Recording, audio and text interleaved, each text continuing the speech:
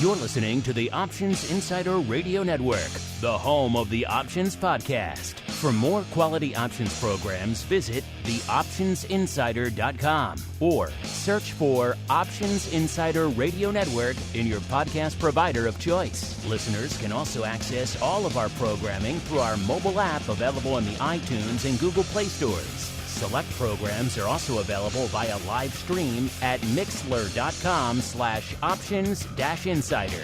That's mixlr.com/options-insider. Don't forget to follow along with your favorite programs and submit your own questions for the hosts at twitter.com/options, stocktwits.com/options, facebook.com/theoptionsinsider, or via questions at theoptionsinsider.com.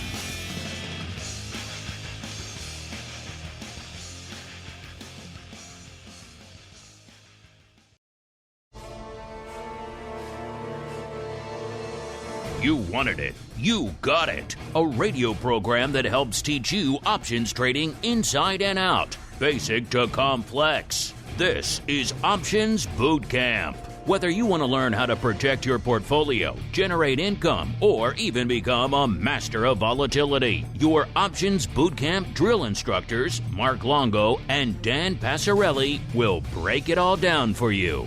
Options Bootcamp is brought to you by Tasty Trade. Ready to shred your paper trades? Then trade at Tasty Trade, the broker that gives you what you need to make your own way. Get smarter every day with options education and research tools. Analyze your risks clearly with a potential profit and loss graph. Chart your way with hundreds of indicators. Make the numbers make sense and find the opportunities only you can see. Trade it with fewer clicks on an easy-to-use platform. Mobile, desktop, web. Supported by a trade desk with decades of combined experience. Stocks, options, futures, and more.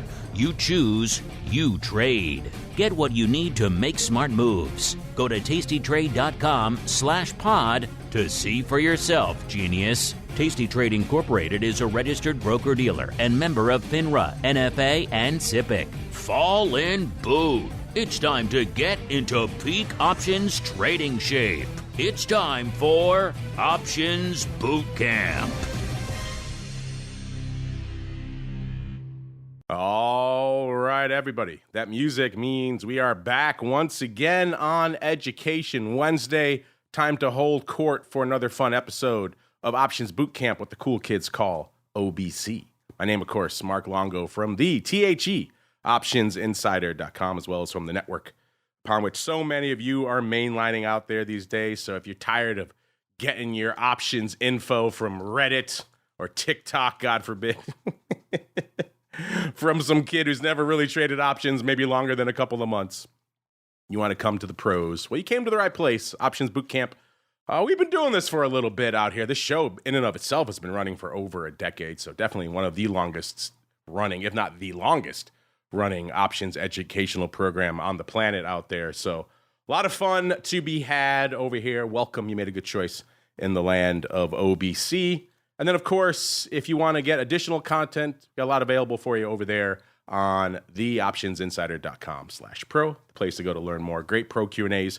Congratulations to our winner we just picked in the last episode, John Vieser of our Pro Trading Crate. You want to get your name in the hat for those awesome pro Q&A sessions, as well as, of course, other exclusive shows like the old Options Oddities live stream. So whenever we're coming on the network, whatever content we've got going up, you guys can get access to it live. 10 questions for the pro Q&As, all sorts of fun. And, of course, great giveaways, theoptionsinsider.com/pro. If you can't make the pro, but you do like what you hear, all we ask, you throw a like, a comment, a star, whatever your platform lets you do, wherever you're getting Options Bootcamp. It is available pretty much everywhere podcasts are available on the planet. In some places, you don't even think about podcasts, like, let's say, Audible or YouTube. It's available on all those platforms as well. So wherever you're listening, do whatever your platform lets you do. In aggregate, all of that does help new people continue to discover the content. When they do discover the content, unfortunately, that means they also discover my cohort here, the black-hatted one himself, Mr. Dan Passarelli from Market Taker Mentoring. Mr. P, welcome back to the show. How goes your festive holiday season, sir? Well, hello there, Mark. The festive holiday season, it is in full force. I'm feeling festive already, and it's barely even snowed. We had a little bit of snow. Did it snow here? I was in Michigan yesterday when it was snowing. I don't know if it snowed here in Chicago, but yeah, holiday season. Oh, it's so nice. I was walking through the Chris Crindle Market here in downtown Chicago this week, and it gave me vibes of your trip recently. The pictures I saw from your trip to Oktoberfest. They had the beer hall. Everyone's walking around with mugs of ale and stuff. So I felt like I was with you spiritually, sir, on your trip to Oktoberfest. And our listener, what was his name? Ali Jean? Yeah, Ali John. Yeah. So there you go. Any more festive holiday travel planned for you for the rest of the year, sir? Oh, what are we doing? Yeah, I do have some trips planned. We're gonna head out to Michigan again for New Year's. I'm gonna be in Florida in January because once the holidays are over, Chicago freaking sucks until like the end of March. So I'm gonna try and figure out some warm places to be when it's cold. That sounds like a good plan. You know what else is a good plan, listeners? Like we said, if you like what you hear, throw some ratings, some stars. This week's 5-star review came from Alex, just Alex, no crazy handle this week. We like the crazy handles too. He just says, Mark and the Black Hat guy, I like that, the Black Hat guy, are the best. Sub for life. Ooh, sub for life. Well, you better watch out when you say that, Alex, because we know this show's been running for over a decade. This network's coming up on 17 years. So you might have a long run of subbing. Hopefully you're in for that. And Dan, how do you like being known forevermore as the Black Hat guy? Yeah, sure. Okay. You sound super thrilled, as always, Mr. Dan. Let's see if we can jazz Dan up, shall we, listeners? A little bit of the old options drills. Colin Boots. Time for our favorite pastime, option drills. We're going to take the strategies learned during the show and teach you how they can be employed to achieve a specific objective. Do you hear me? Yes, sir!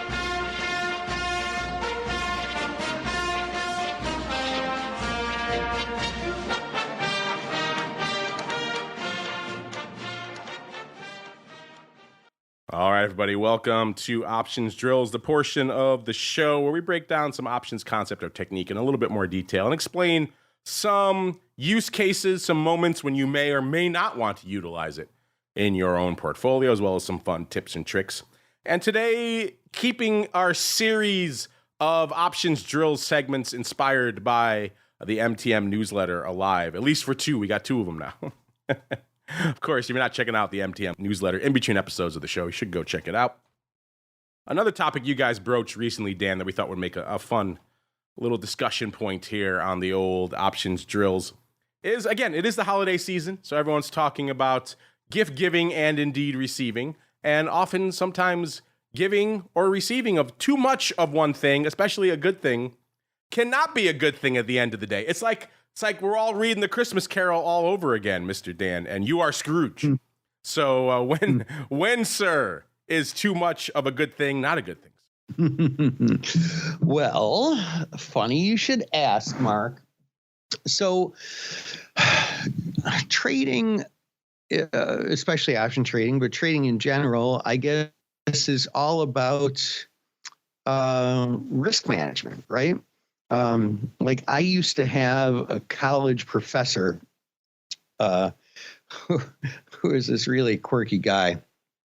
He was a fairly conservative guy he would listen to, but he would listen to NPR every day because, it's about as good a news source as you can get. But he used to refer to it as pink radio, even though he listened to it every day. So anyway, that was kind of funny. Sorry. I guess he just like to get angry at his radio every day, I suppose. Yeah, I guess so. So ramble. Anyway, so, and I mean, you hear people talk about this idea of risk. Oh, the reason why I brought that guy up is because we're talking options and futures in college. Actually, I think specifically options in college. And he was like, the options are the most capitalistic invention there's ever been. And the reason is because it's pure risk transfer. You can use them to just get rid of your risk. Basically, just pay a premium and your risk is gone. You own that put or whatever. You can that risk from that person who wants to get rid of it. It's just pure risk transfer. And you profit based on the risk you take with your capital. And there's something kind of really cool about that concept. I still remember that. Geez, man, I was in college a long time ago, so I don't mean to sound like one of these old people who bitches about how old they are. But anyway, so all that said, and you also hear people talk about this idea of risk. Like when the market's going up, you'll hear reporters say, it's a risk on mood. Or when the market's going down, it's a risk off mood. People are selling, their stuff to get rid of risk. And so this is what us option traders do. We take high risk trades sometimes. We take low risk trades sometimes. Sometimes we specialize on one or the other. But really, I think the best traders have a couple of tools in their toolbox. It's not just one. I've never met a trader who just got good at one thing and made a career out of it. Those one-trick ponies, don't last because all trades work until they don't work. So the best traders that I know have a few tools in their toolbox, a few different trades that they're good at. And when we have all very high risk trades, I mean, that can be kind of dangerous, especially if they're all positive delta or all negative delta or all positive vega or all negative vega. When we're all loaded up on sort of the same type of trade, and let's go with the high risk trade scenario first. All my trades are really high risk. Well, I mean, if they don't work out, geez, that's got a hunch, bet a bunch, hunch is wrong, bunch is gone, right? But the same can be said if we're always doing just pure low risk trades, then you're not really employing enough capital to make any money doing it. So there's always got to be a little bit of a mix. And we're used to that when it comes to investing. People talk about diversifying their portfolio, which just for buy and hold investors means let's get some tech stocks and some retail stocks, some cyclicals, some, utilities, like different types of companies. And, let's have some bonds in there too. But when it comes to an option trading portfolio, diversification is a little bit of a different animal. Like I said on our last show, if you caught that and you remember it, I said, there's basically four things you can do with options. Get long implied volatility, short implied volatility, get long historical volatility or short historical volatility. And, it can be directional with any of those also. But that's it. That's all you can do. And if all of your trades are all positive theta, and we were talking about this on the last show too, if all you ever do is sell options, there's going to be that one time when the market as a whole just makes like a big black swan move, and you're just going to get creamed that day. It's very good to have some high risk trades, some low risk trades. It's as well as some positive theta, some negative theta, positive vega, negative vega, positive delta, negative delta. You don't have to be portfolio flat, all your Greeks all the time, but you do want to have some diversification among the small handful of things you can diversify with options, basically theta, vega, and delta.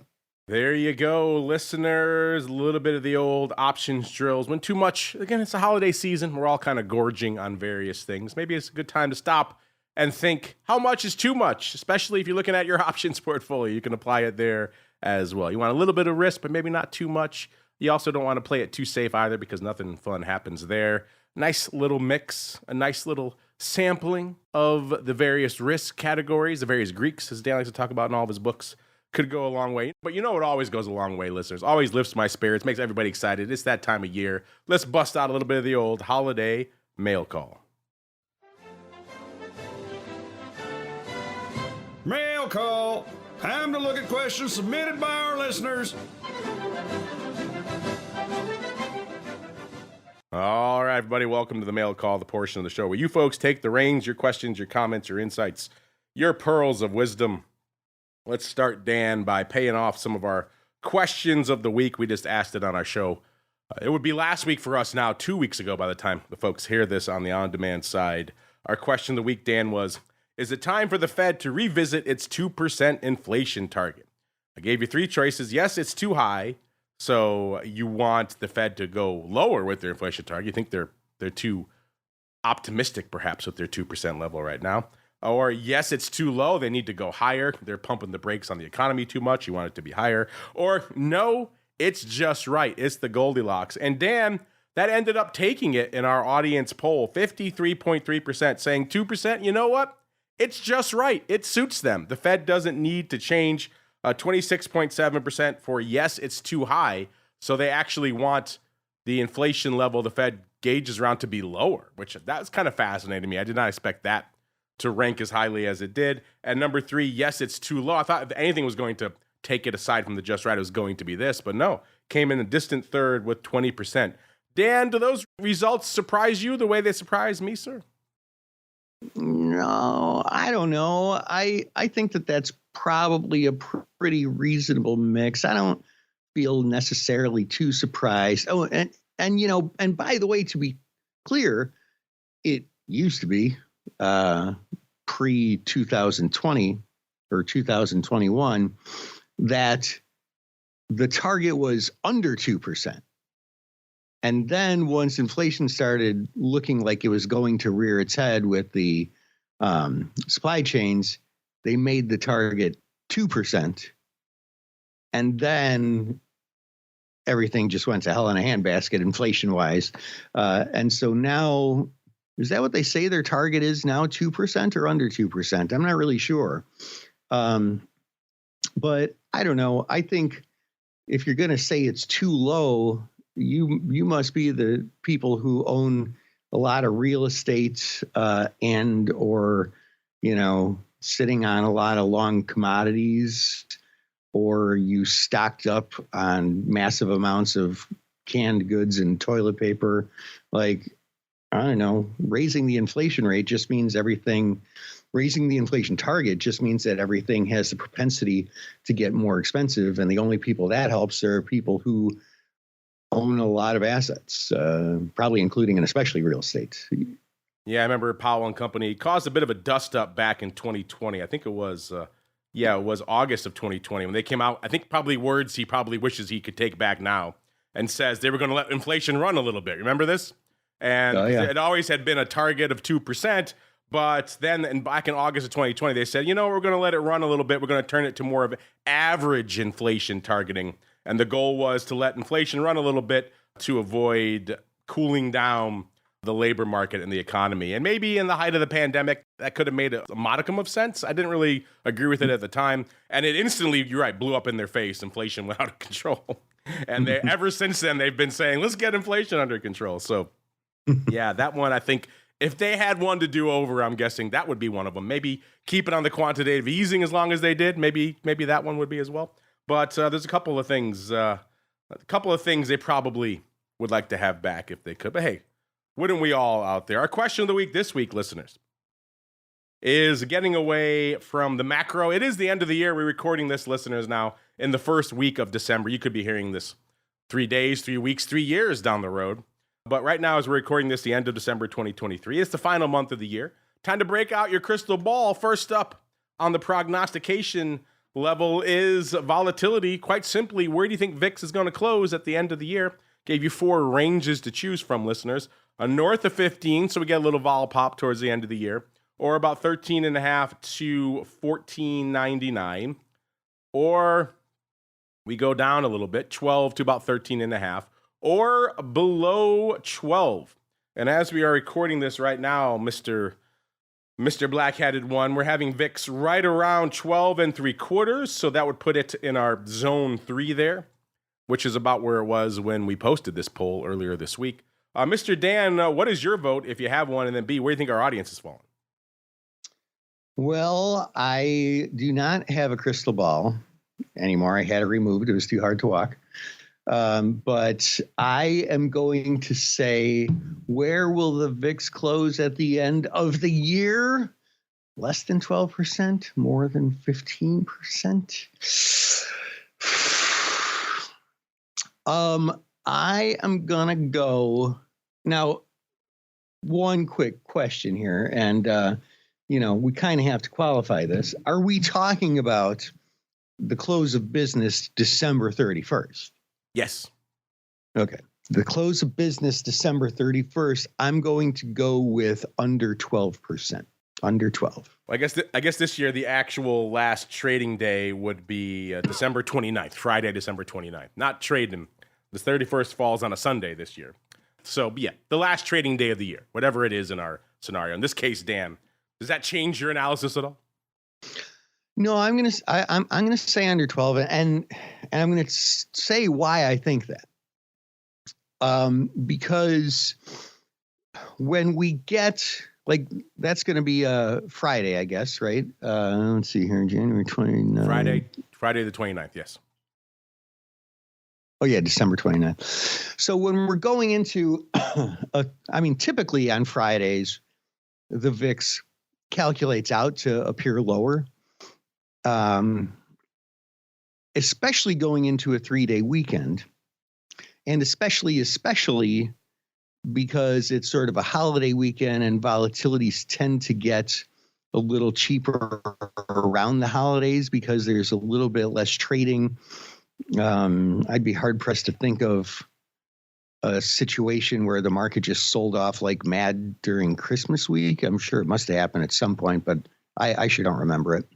So I think that there's just a lot of things that go in the favor of volatility naturally being lower to also calculating out lower because 3 days of theta are coming out of those options, which make the implied volatility appear lower. So, I'm kind of gaming the system a little bit.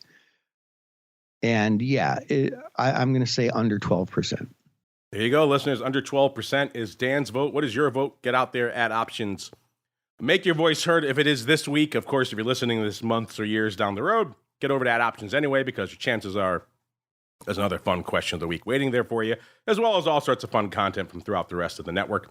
Right now, Dan, it is 12 to 13.5, which is no surprise where VIX is hanging out right now. That is taking it with 41.3% of the vote, followed by above 15. So we got some vol poppers in here. 21.7% for number 2. Then below 12, where you're hanging out, Dan, 19.6%. And bringing up the rear, 13.5 to 14.99, 17.4%. This one has 2 more days to run. Get out there at options, listeners, to make your voice heard. As we keep on rolling, let's see what else your voices have to say. Let's go out to, I guess it's just shush, 3 S's and 3 H's. Pronounce it however you like, listeners. They want to know, what are your guys' thoughts on how to approach earnings season when trading options? Is there a clear data-driven approach that works every cycle? Well, first off, shush, welcome to the show. I'm guessing you're a newer listener, because if you go through our archives, you'll see this is the topic we've tackled in depth many times, going back to July of 2021, episode 143, Navigating the Scary Waters of Earnings Season. We also have episode 149 from August of that year, Earnings Volatility. And then we have episode 170 from January of 2022. So it's been a recent fixation for the show. A lot of you folks obviously have it on the brain. Episode 170, Once More Unto the Earnings Breach. Get a little bit Shakespearean on the show, why not? And most recently, episode 207 from October of 2022, so over a year ago, the definitive guide to options trading during earnings season. So make sure you check out all of those episodes for a much deeper dive than we're going to do here. And of course, we've already done it multiple times, so we won't belabor it here on the show, except for a couple of interesting nuggets. You mentioned data-driven approach. If you do want earnings data, we do have it for you over there at the website. This is a problem we discovered years ago. People would hit us up all the time around earnings season on the site and on the network and say, hey, what's going on with this name? Is it going to outperform its straddle? What is it pricing in? How has it performed in the past? And there was no great source for this information. There was one Goldman study from a couple of decades ago, I think now, and that was about it in terms of freely available earnings volatility and historical data. So we thought we'd create one for you. So we partnered with our buddy, Mr. Matt over there from ORATS, has been on the show in the past. And they crunch all the numbers for you folks. And we put it out for free because we like you folks over there. TheOptionsInsider.com is the place to go. Click on the Options News and Articles tab to find all this data. And if you go out there, you'll see historical data going back many years. We've been doing this number of years now in a variety of different names.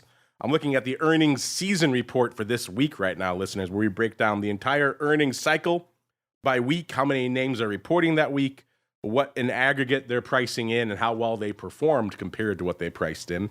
And right now, the season with 833 names reporting is hanging out at 117%. You might say, what does that mean? That just means 100% is if everything moved exactly as much as their straddle was pricing in. So obviously 117 means outperformance is winning the day this cycle.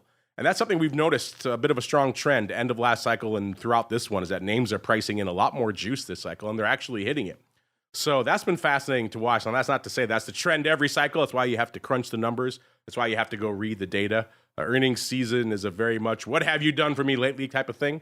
But that said, there is data out there for you, and we do provide it for you because we like you folks completely for free. Now, if you're a sucker, you want to go out and pay some brokerage house to do, I think, a worse job than what Matt and his team do for us and pay them a lot of money to do it, then by all means, have at it. But we like to at least arm you with some data. And I know, Dan, this is a topic you folks tackle over there at MTM all the time. What do you have to say here for, what was it, just shush, about your thoughts on how to approach earnings season when trading options? Yeah, I've had some one-on-one conversations with Matt about this, and terrible guy, is he not? Dude, he is the freaking best.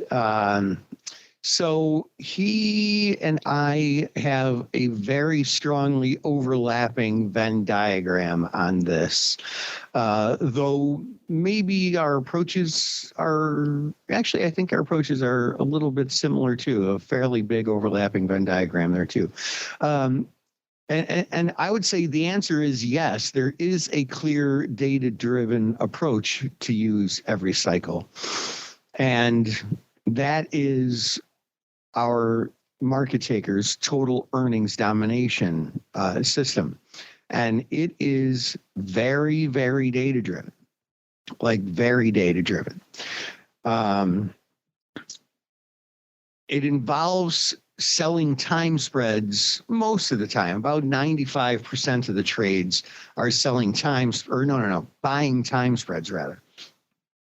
But not just willy-nilly, only when certain criteria add up is when I buy those time spreads. And basically I created like a whole spreadsheet with all this data on there that we go through and we look, and then it just becomes a very, very simple, yes, the trade fits criteria, buy the time spread, or no, the trade doesn't fit the criteria, don't buy the time spread.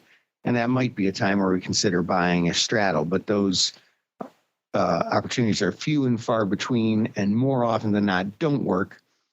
I still trade them because every now and then one of the ones that does work just leads to a massive profit opportunity. So yes, to trade a data-driven approach, forget about trying to trade direction. That's a fool's errand.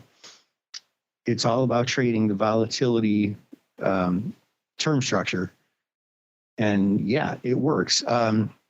Right now, I think when this goes live, we're talking, what is this, probably the 20th or something. In a couple of weeks, we're actually going to be doing a class on it. The first half of January, we're going to be doing a live training on it, kind of introducing the total earnings domination system. So if you're not already part of our community and on our email list to get our online training invites, do that, because you're definitely going to want to see that. You kind of threw me for a loop there for a second when you said you were selling calendar spreads. I was like, whoa, this is a new system. I need to check out this system. Now you're going hardcore, sir. I can count on one hand the number of times people have talked about selling time spreads on this, and it's once, just now when you said it. Yeah. I was like, man, Dan's really locked into some new formula. I got to see what this is. But good stuff there. Hey, speaking of formula and data, we were just talking about our buddy Matt. I just heard from our producers. He will be joining us for our doubleheader next week. So you could say all that bad stuff you said about him to his face next week, Mr. Dan. Maybe we'll have that big, the whole covered call debate we were talking about having between you and him for a while. He's been kind of, I won't say anti-covered call, but on one side of the fence. I know you've been a little bit more pro, so maybe we'll have a fun he said, she said on the show next week about all that kind of fun. So stay tuned for that, listeners. Should be a good time. But before we go, Mr. Dan, you kind of just mentioned cool goodies you got coming up in the land of MTM. If folks want to kick the tires for themselves, where should they go? What should they do? Yep. Join us. MarketTaker.com. MarketTaker.com. Yeah, that's it. There's no slash. Go there. 2 T's in a row. Go there. Click join free. Get on our email list so that you get invitations to our live online trainings, webinars. And, if for anybody who's interested in earnings, we're going to have one coming up in just a couple of weeks. So get on it. Get on it. Get on it. Get on it over there at MTM. While you're at it, go check out our friends over there, tastytrade.com/pod, the place to go. See all their latest deals for all you cool podcast listeners. Kick the tires and light the fires. Tell them we sent you. They'll be happy to hear from you out there. And it does help support the show at the end of the day so we can keep cranking out more fun episodes for you folks. Of course, if you want to learn more, theoptionsinsider.com/pro. Also a great place to go for all sorts of fun episodes, all sorts of fun pro Q&As, options oddities, great giveaways, and a whole bunch more. It's a fun partay. Fun little Christmas gift, maybe for you or for yourself or whatever holidays you celebrate out there at the end of the day. It's a fun group. You're going to like hanging out with them. I sure do, and I have to hang out with them throughout the week, listeners. I am legally obligated. You are not. I think you're just going to have a good time. Nonetheless, theoptionsinsider.com/pro, the place to go. That's going to do it for us on the network today. After this doubleheader, I get to give my voice a bit of a rest. Back again tomorrow on the network with the old option block with our buddy, the Flowmaster from the SIBO. And then after that, going to the dark side of futures options, or this week in futures options with everybody over there at CME Land. After that, on Friday, volatility views. If you've been listening to this show for a while, I know a lot of you have made the jump to volatility views. You're still listening to Boot Camp, obviously, but also want to learn a little bit more about volatility. So if that intrigues you, just subscribe to the whole network. It's all there. But volatility views, if those things you talked about before, like VIX or the VXX or UVIX or UVXY or all these things, volatility risk premium like we talked about in the last week's episode, all these things are intriguing to you. Maybe you want to learn a new approach to trading. Volatility views could be the place for you. Then we're back again after that, exclusively for our pro folks, with a little bit of the old options oddities. And then back again next week, all the way through to next Education Wednesday, another episode of Options Boot Camp. Stay safe out there, everybody. You're listening to the Options Insider Radio Network, the home of the Options Podcast. For more quality options programs, visit theoptionsinsider.com or search for Options Insider Radio Network in your podcast provider of choice. Listeners can also access all of our programming through our mobile app available in the iTunes and Google Play stores. Select programs are also available via live stream at mixlr.com/options-insider. That's mixlr.com/options-insider. Don't forget to follow along with your favorite programs and submit your own questions for the hosts at twitter.com/options, stocktwits.com/options, facebook.com/theoptionsinsider, or via questions at theoptionsinsider.com.